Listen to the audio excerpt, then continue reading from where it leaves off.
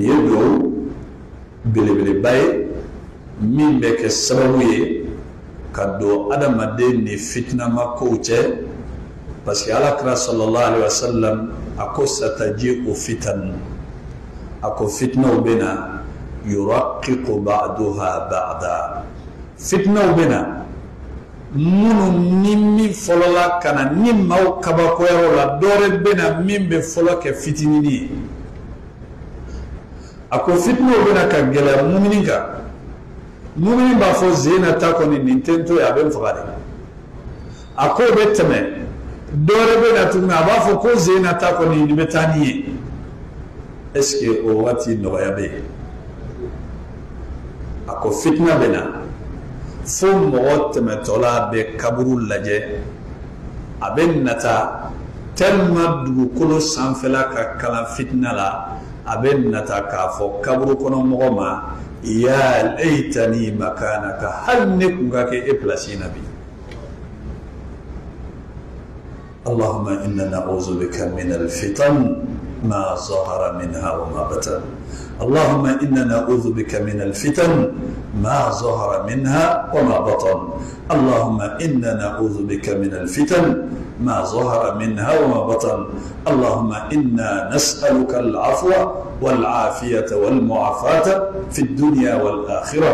اللهم إنا نسألك العفو والعافية والمعافاة في الدنيا والآخرة اللهم إنا نسألك العفو والعافية والمعافاة في الدنيا والآخرة ندعو يدعو مني سلام من غفرتي ندعو فلالا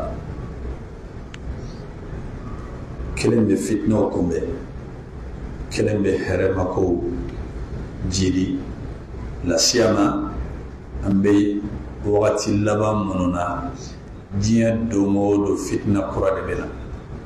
diɲɛ don o don fitina kura de bɛ na I tɛ min yɛrɛ dɔn I ma deli ka min yɛrɛ ye I ma deli ka min mɛn idan ash-shayatin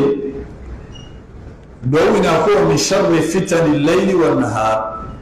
a ko n bɛ tanga ɲini Ala fɛ ka min su fitinamako ani tile fitinamako n'an ko fitinaw mun don lajarabili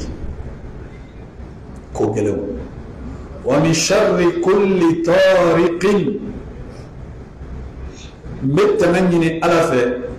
kamni ka bɔ tɔɔrɔma fɛn fɛn bɛ na n ka da kɔngɔ fitinaw b'o kɔnɔna la balawu b'o kɔnɔna la masibaw b'o kɔnɔna la gɛlɛyaw b'o kɔnɔna la adamadenw ta b'o kɔnɔna la juguyaw b'o kɔnɔna la adamadenw fan fɛ ani jinɛw fan fɛ a ko illa tariqan fo n'a kɛra nabaga ye kɔngɔni kɛbaga ye yatruqu bi khairin min bɛna kɔngɔli kɛ ni hɛrɛ ye ya rahman donc min tun ye duwawu ye alakira sallallahu alaihi wasallam a ye duwawu min kalan don min na ni sɛtanɛw sera k'a fɔ k'u b'a kɛlɛ donc ni ye duwawu ye a bɛ hisnul muslim kɔnɔ a ka kan silamɛ bɛ ka nin duwawu in durusi sɔgɔma I k'a fɔ wula fɛ I k'a fɔ bali hali I ka seliw la I ka sujudu la I kan ka nin duwawu in kalan ka d'a kan n'i ye duwawu min a bɛ tali kɛ tɔɔrɔmafɛn na sugu fɛn fɛn I bɛ min dɔn ani I tɛ min dɔn a bɛ ni Ala ye nin minɛ I ye a bɛ jɔ I ni tɔɔrɔmafɛn na sugu bɛɛ cɛ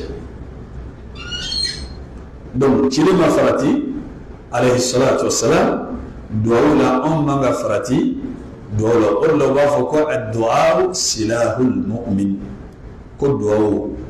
o de ye mumini ka kɛlɛkɛ bere